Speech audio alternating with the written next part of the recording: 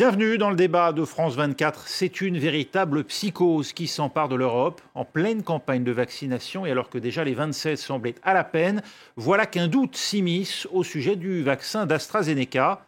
Des difficultés à coaguler ou la formation de caillots chez certains patients a priori isolés ont poussé plusieurs pays à suspendre l'injection de ce vaccin. Après la contagion du virus, celle de la peur, a-t-on raison de céder au principe de précaution ? AstraZeneca, prudence ou emballement ? On en débat avec ici même à mes côtés le docteur Benjamin Davido. Bonjour. Bonjour. Vous êtes infectiologue à l'hôpital Raymond Poincaré de Garches. Merci d'être avec nous. Face à vous, Gilles Bonnefond, président de l'Union des syndicats de pharmaciens d'officine. Merci à vous deux d'être avec nous. Alors la France conditionne, comme d'autres d'ailleurs pays d'Europe, la reprise des injections d'AstraZeneca à l'avis qu'est censée rendre jeudi l'Agence européenne des médicaments. Mais déjà, la directrice de l'agence a un peu vendu la mèche aujourd'hui. Écoutez. Actuellement, nous sommes toujours fermement convaincus que les avantages du vaccin AstraZeneca dans la prévention du Covid-19, avec son risque associé d'hospitalisation et de décès, l'emportent sur le risque de ses effets secondaires. Mais il est important que toute personne qui subirait des effets secondaires indésirables après avoir été vaccinée en fasse le rapport au régulateur national du médicament ou un professionnel de santé. Docteur Benjamin Davido, la suspension du vaccin, compte tenu de ce que l'on sait aujourd'hui, vous semble-t-elle justifiée ou bien excessive ? Je pense que c'est un jeu très dangereux parce qu'on joue à se faire peur et qu'aujourd'hui, il n'y a pas lien de causalité. C'est ça qu'il faut rappeler. Et qu'on sait qu'il y a un bénéfice qui l'emporte largement sur le risque, qui est un risque supposé, pas avéré, qui n'a d'ailleurs pas été retenu par l'autorité européenne à ce jour. Au titre des effets secondaires ? Absolument, et notamment au vu des données sur plus de 10 millions d'individus en Angleterre, pour un vaccin anglais, suite à la campagne de vaccination qu'on connaît. Gilles Bonnefond, président de l'Union des syndicats de pharmaciens d'officine. Aujourd'hui, le nombre de cas de thrombose qui sont communiqués, on parlait d'une trentaine sur plusieurs millions, par exemple, chez nos voisins allemands, ne sont pas supérieurs à ce qu'on observe dans l'ensemble de la population globale en proportion. Est-ce suffisant donc pour justifier, d'après vous, la suspension du vaccin ? Alors, le problème, c'est que quand il y a un doute, il faut lever le doute. Moi, je suis assez d'accord que, bien sûr, la balance bénéfice-risque ne pose aucun problème aujourd'hui, très favorable, bien sûr, à la vaccination, mais on voit bien que ces signaux faibles qui venaient de différents pays entraînaient des arrêts de vaccination et que ça commençait à prendre de l'ampleur. Et donc, il faut absolument, quand il y a un doute, le lever.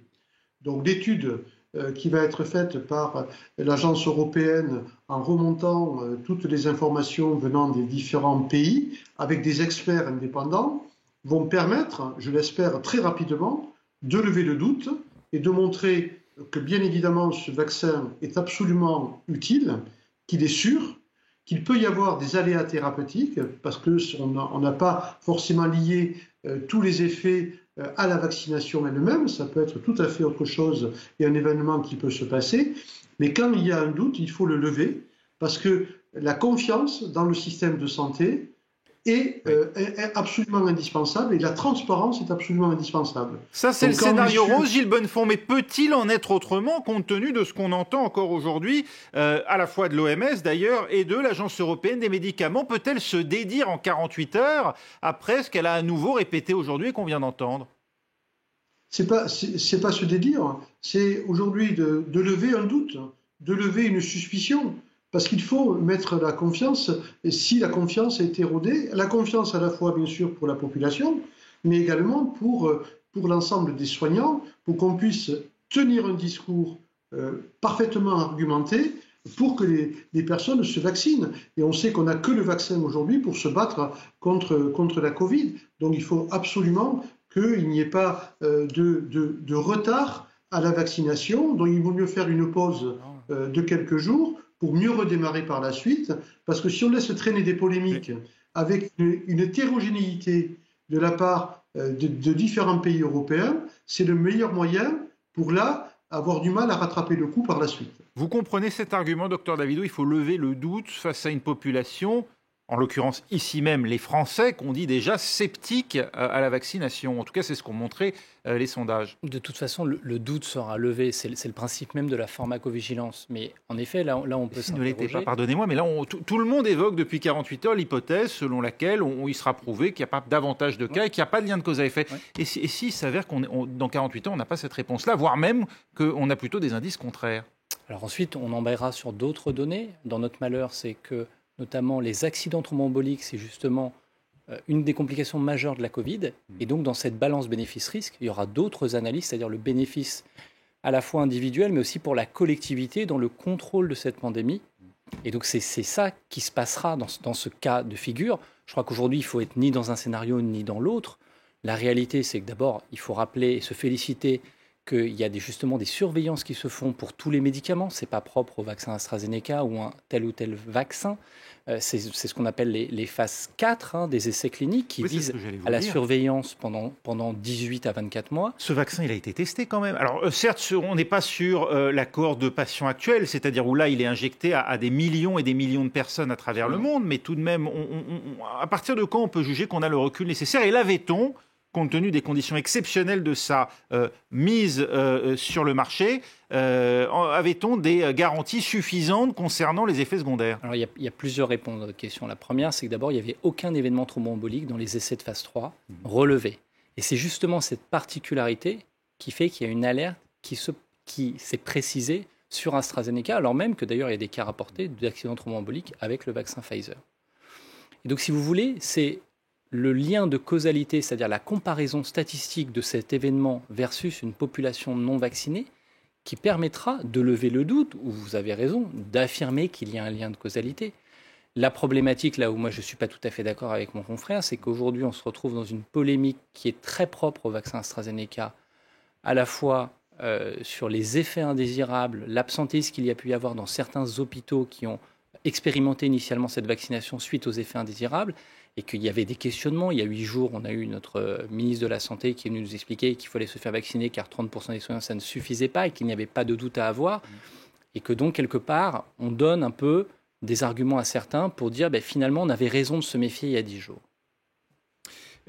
Gilles Bonnefond, vous-même, à travers les officines, les pharmaciens étaient en première ligne dans l'amplification de la campagne vaccinale auprès du grand public qui passait justement par ce vaccin AstraZeneca. Ça ne provoque pas une désorganisation, ça, ce revirement? Oui, c'est un petit peu compliqué et un petit peu dommage. Au moment où on démarrait, il y a un coup d'arrêt. 6500 pharmacies avaient reçu un seul flacon pour 11 patients la semaine dernière. Nous les avons injectés pour la plupart.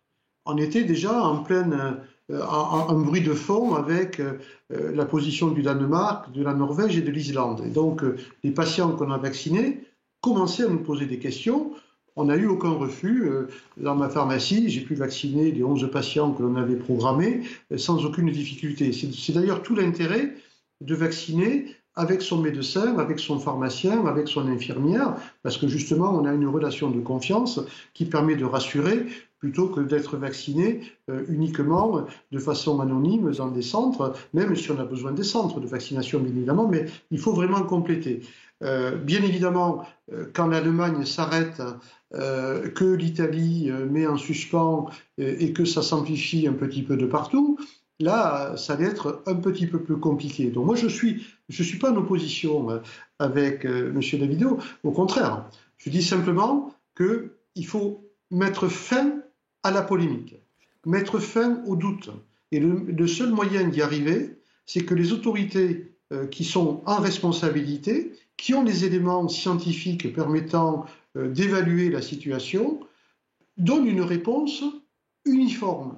La pire des choses, ce serait qu'après l'avis de l'agence européenne, on ait encore des situations différentes d'un pays à l'autre, parce que ça entretient le doute. Donc, il faut se poser, on perd quelques jours, on a perdu quelques doses qui étaient entamées, mais tout ça, si à la sortie, c'est pour dire, écoutez, on a étudié, on lève le doute, on y va, on peut y aller, on est sûr, on va encore renforcer la pharmacovigilance qui est très très très développée en France et prendre des dispositions si nécessaire, mais arrêtons voilà, la balance bénéfice-risque, elle est largement positive.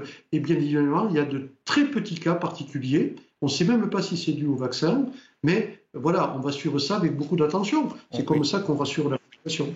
On sait tout, docteur Davido, du nombre de cas de thrombose. Où est-ce qu'on nous cache des éléments? On entend aussi ce bruit de fond monter, cette interrogation. Et si ceux qui avaient décidé la suspension, nos dirigeants, l'avaient fait parce qu'ils avaient des informations sur un nombre en fait beaucoup plus élevé que les quelques dizaines de cas de thrombose portés à la connaissance du public? En tout cas, cette réponse, on va la voir justement avec l'analyse des dossiers de pharmacovigilance, très clairement. Encore une fois, je crois que ce qu'il faut rappeler, c'est que cette histoire thromboembolique, c'est quelque chose qui est extrêmement fréquent dans la Covid. Et il y a une question, au même titre qu'on a vu chez des gens qu'on avait vaccinés, entre guillemets, des échecs de la vaccination, des gens qui avaient été vaccinés alors même qu'ils étaient contaminés.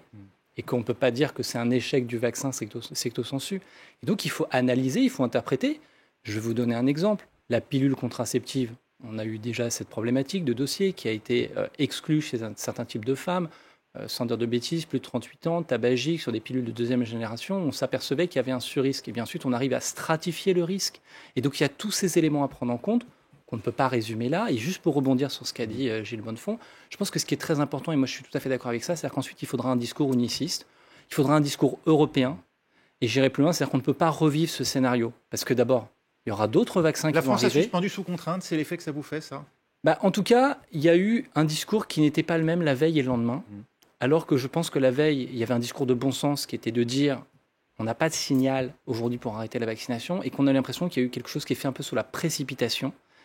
Et que ça, c'est compliqué parce que ça rappelle étrangement un peu ce changement de doctrine comme celui des masques et dont on n'a pas besoin en ce moment. Et encore une fois, je crois qu'on va évasser l'ardoise de toute façon, on va rattraper le retard. Mais ce qu'il ne faut pas, c'est que cette question se repose avec d'autres éléments, d'autres effets indésirables, d'autres soupçons sur tel ou tel vaccin et qu'à nouveau, on ait des décisions qui se fassent de façon unilatérale et pas européenne, alors même que cette décision de vaccination, elle se fait de façon européenne et que l'achat des vaccins se fait de façon européenne.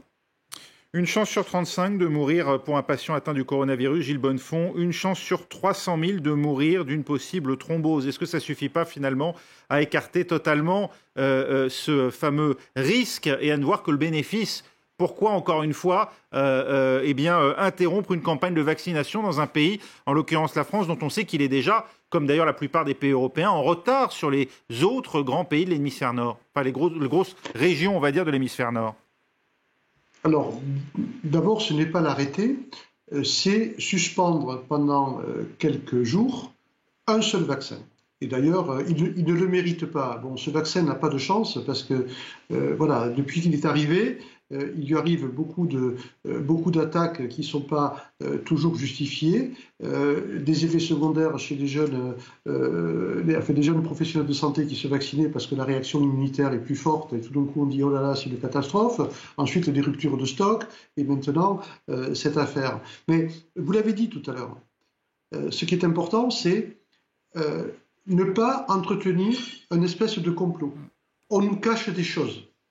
Donc là, le travail qui va être fait, j'espère qu'ils pourront le faire dans un délai très rapide, c'est de mettre en transparence et de mettre à la disposition de l'ensemble de ceux qui travaillent sur ces dossiers, qui sont des experts, tous les éléments pour qu'ils puissent donner un avis scientifique éclairé. Et moi, j'ai confiance dans ces travaux parce que personne n'a intérêt à cacher des choses à la population.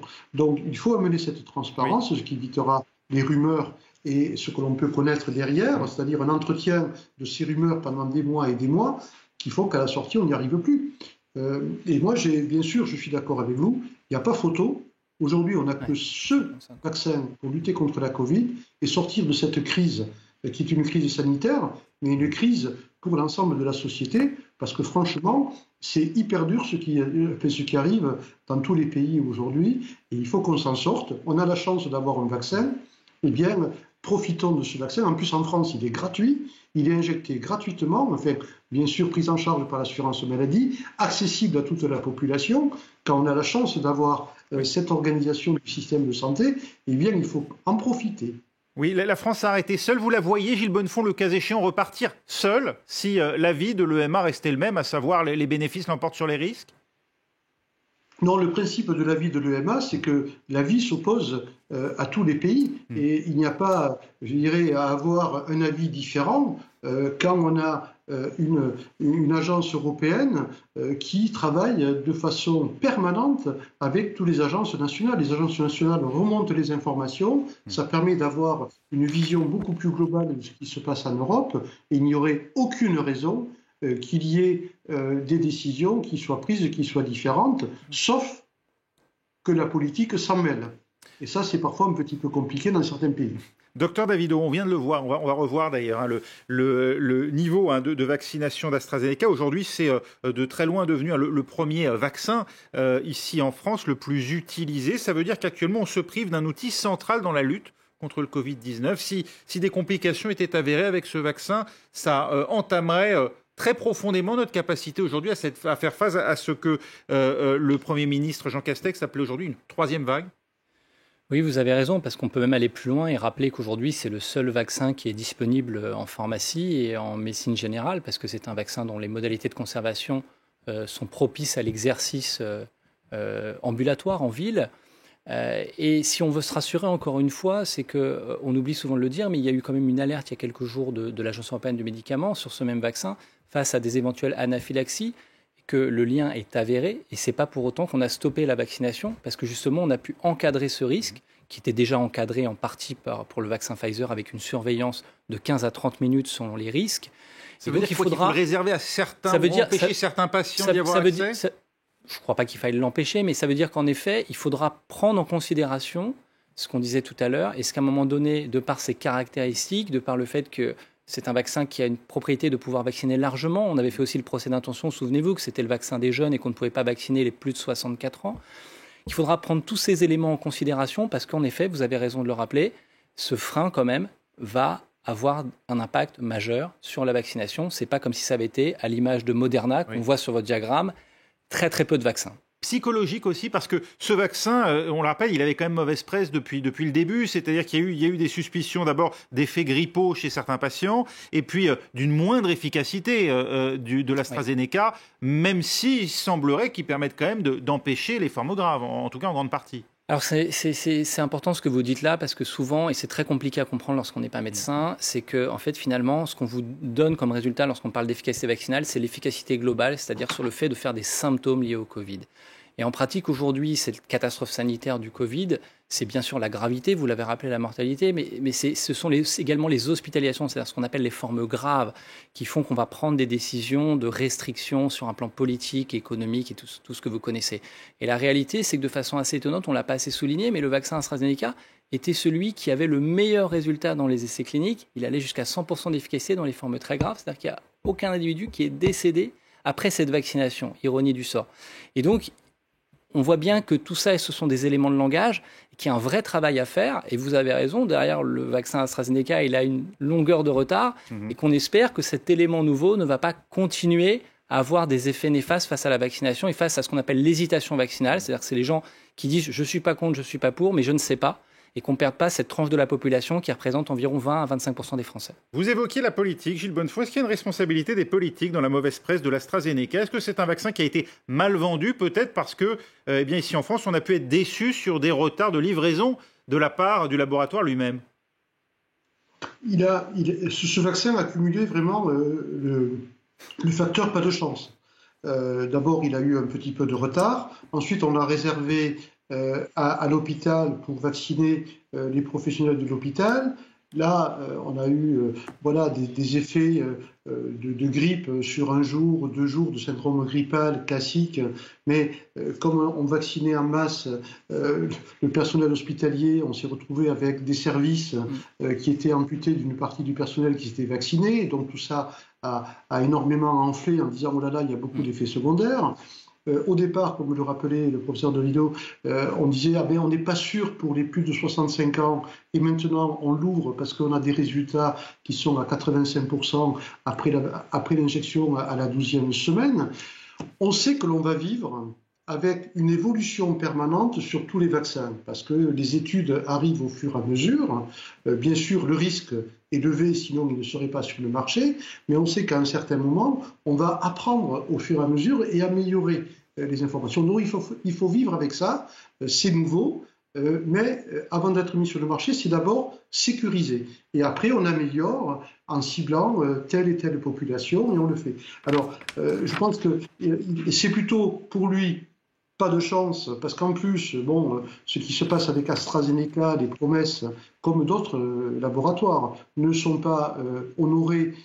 Et bien sûr, ça désorganise complètement des plans de vaccination qui ont été établis par les pouvoirs publics. Donc que les politiques hurlent en disant on en a ras-le-bol parce que chaque fois qu'on organise un truc, il y a un manque de livraison, en plus éventuellement d'autres événements qui viennent perturber. C'est sûr que pour eux, ce n'est pas facile, mais tout ça ne doit pas entacher notre détermination à vacciner le maximum de Français le plus vite possible, et que ce soit par les centres de vaccination, les médecins, les pharmaciens, les infirmiers. Il faut que tout le monde s'y mette, parce qu'il ne faut pas oublier que des volumes arrivent et que derrière, on aura des deuxièmes injections à faire, que ça va se faire aussi en juillet et en août. On aura besoin de toutes les forces pour assurer et pour sortir de cette crise. Je voulais juste vous dire quelque chose. Et c'est la fin. Ouais, oui. On a vacciné vendredi. 11 patients. J'ai été ému, mais vraiment ému, de voir comment ces patients qui étaient vaccinés étaient soulagés en disant « Ah, vous savez, M. Bonnefond, qu'est-ce que je suis content parce que bientôt je vais pouvoir revoir mes petits-enfants parce que ça fait trop longtemps que je ne les ai pas vus. » Et c'est une belle manière de conclure cette émission. Merci à vous, Gilles Bonnefond, président de l'Union des syndicats de pharmaciens d'officine. Et merci également au docteur Benjamin Davidon, infectiologue à l'hôpital Raymond Poincaré de Garges, qui était ici même à mes côtés. Vaccinez-vous, c'est la seule solution, la seule réponse à l'heure actuelle face au coronavirus. Et pourvu que ce vaccin d'AstraZeneca soit effectivement mis totalement hors de cause par l'Agence européenne des médicaments. C'est tout ce qu'on peut souhaiter. C'est la fin de ce débat. Merci à vous. Prochain journal dans 7 minutes.